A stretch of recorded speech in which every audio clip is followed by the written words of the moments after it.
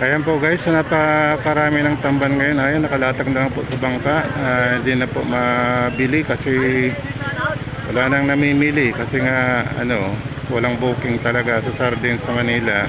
Stop buying yung mga company niya, malalaki ng mga sardinas dyan. Kaya ayan na po nangyari sa mga tamban dito. Ayan po.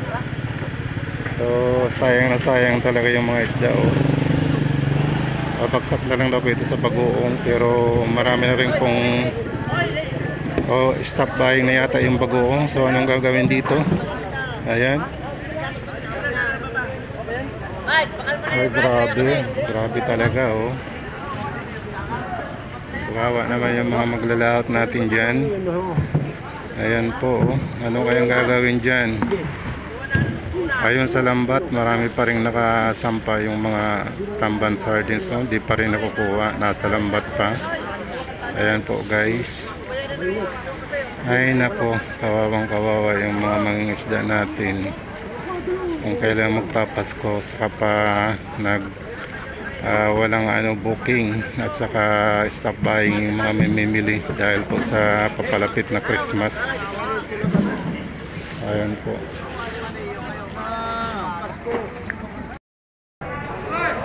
Ayan guys, so may dumating pa. Ayan hindi na natanggal sa lambat. So napakarami nagagawin dyan. Wala lang bibili. Ayun pa so grabe. Grabe talaga. Nakatumuna ko dito kay Tito. Ito na grabe ito. Ito na ng pautan. Ha? Ito na tricycle ka ng pautan. Ay, fine.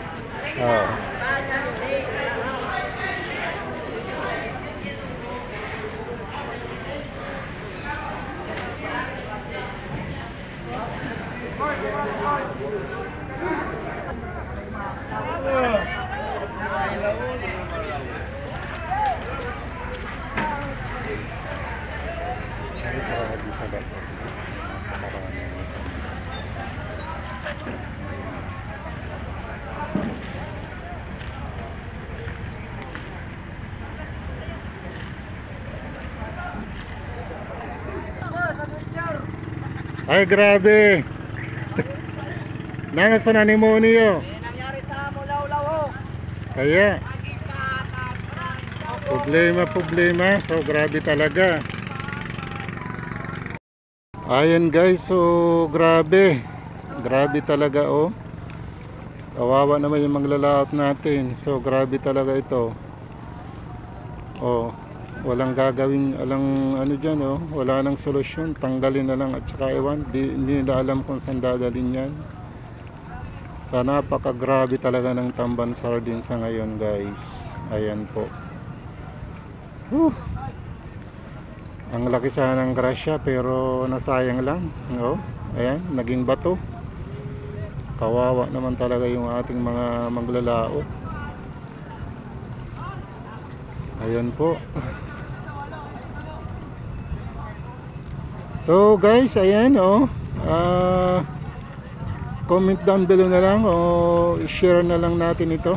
Ayan po, comment na lang po para dito sa problema ng tambang sardines sa Bolan. So ayan po guys, thank you.